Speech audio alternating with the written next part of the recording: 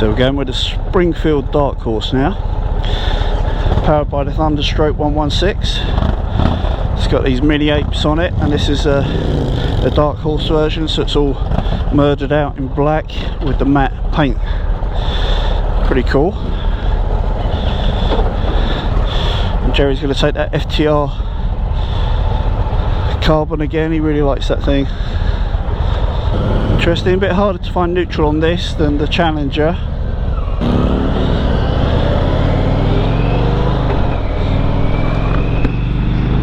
There's a nice cooling breeze, but you certainly feel it after riding the bike with a big fairing. These bars are at a nice height and angle, and the floorboards are in a nice position, but you do feel like you're sat very low in the bike, which is, of course, it is a cruiser and will suit some people that, but it does feel a bit artificially low, so you almost feel like you're bending forwards to touch your toes a little bit.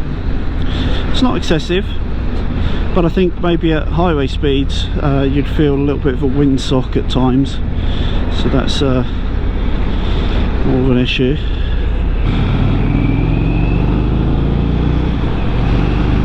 Big gaggle of Indians, they look pretty sweet, don't they?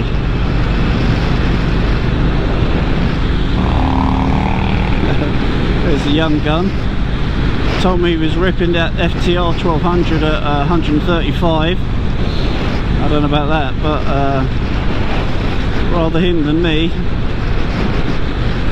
Yeah, you get up to freeway speeds and you definitely feel the wind blast, so it's going to build up your upper thigh muscles and strangely not so much your neck muscles or your shoulder muscles, because these bars take a lot of weight off your shoulders. And actually it's a really nice nice height, these mini apes, to give you some proper leverage in terms of that.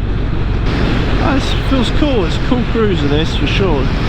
You know, the bigger Chieftain engine has definitely got some grunt again. Feels like a little bit fitter than the Milwaukee 8s in that respect. And Indian are really going for the jugular with Harley, make no doubt about it. You know, Harley's a much bigger company selling much more bikes, but when you look at the trend of how their sales are going, you look at how their share price is going, look at how that company's been mismanaged, it's prime for you know, Indian to steal some of the sales away from Harley, and full credit to them. You know, if they can do it and get away with it, let's do it. Yeah, when you're young you're immortal like that, aren't you? 3-figure speeds in your t-shirt, that'll protect you if you come off, won't it? This is pretty nice. I'm feeling a little bit of pressure or ache in my lower spine around the L5, L6 lumbar area, if you know that. And I think it's a question of, if you ride this bike, you ride it often, probably not a problem. It's gonna, yeah, your muscles in that area are gonna build up, and you'll feel pretty good. If you're an occasional rider, or you just bought the bike, I think you're going to notice you're going to suffer the next day on your first long ride on this thing. But you know, I've ridden worse bikes in that respect, and there's a lot to like about this bike. I mean, just the mean and moody looks for a start.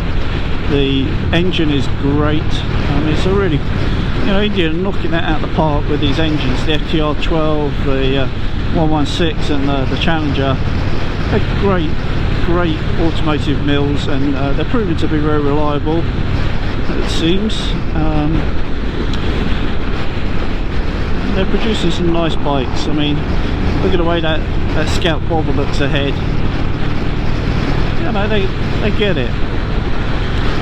They're not just a company selling products. They clearly ride. They're clearly passionate about what they do. And that's a cool thing.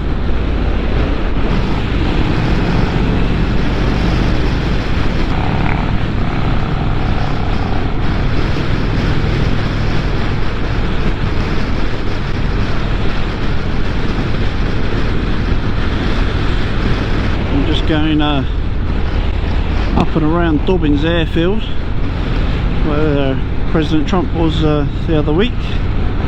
Another beautiful day. Another beautiful day in the neighbourhood. Sweden low. That's what it says on that plane there. Missed the gear. The gearbox is definitely heavier and clunkier, more like a Harley than Indian. Well, I say Indian, more like a Harley than a Challenger, shall we say. Indian Challenger is far more slick. This feels like it's got kind of overcut gears. Although it's not quite as bad as slapping hammers together like a Harley, it's still quite bad. Brakes are pretty good, and there's plenty of engine braking power as well, which is nice. Finding neutral a little bit easier now, but it requires a little bit more foot pressure than it does on the Challenger.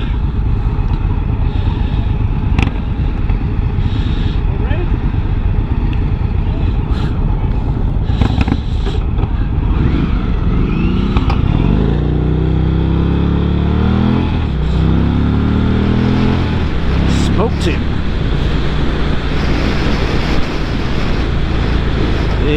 Being young and dumb is no substitute for experience. Ready? I stole it. 3, 2, 1.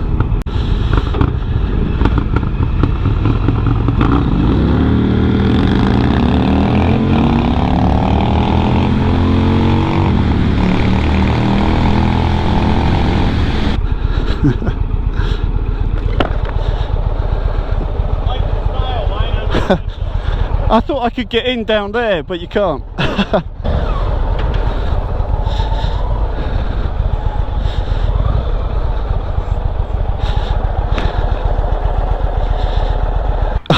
I thought there was another entry here, so I came down there. Yeah, it's fun. Yeah, I like the Challenger. I don't know who saw me of the rules behind me on the way in, but that thing got off squirrely, but it felt so controllable. Yeah. He said, come on, let's race. And I was like, God. And I was saying on camera, yeah, being young and dumb is no substitute for experience. But he got me in the next one. He's an off-road guy, so yeah. See him slide in. Yeah, I probably got that on camera. And also him doing 135 down the straight. Hey you, if you want to become one of the Ride On people, don't forget to subscribe. Ride often, ride carefully, ride on.